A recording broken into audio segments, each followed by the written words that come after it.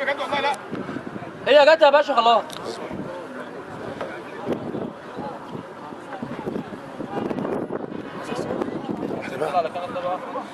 على مدن سبورت.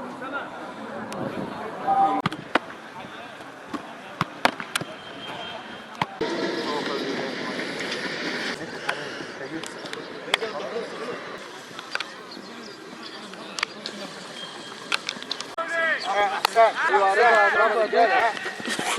احسن. برافو رجاله. كمان كمان كمان. احسن.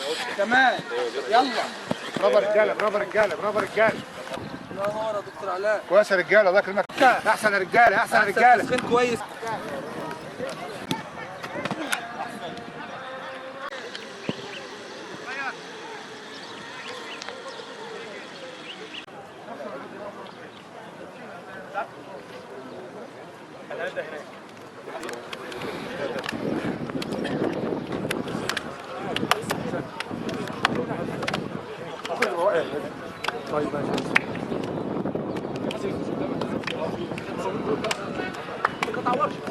خالص يعني.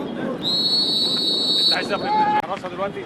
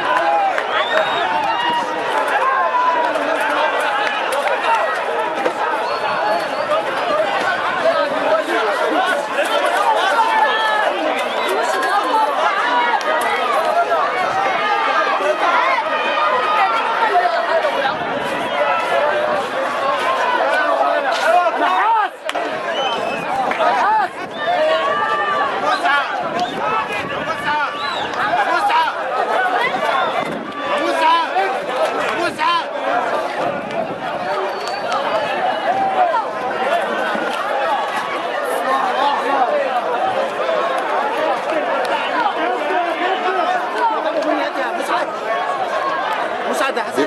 الثاني مسعد. انا قلت لك انت ما تخلص.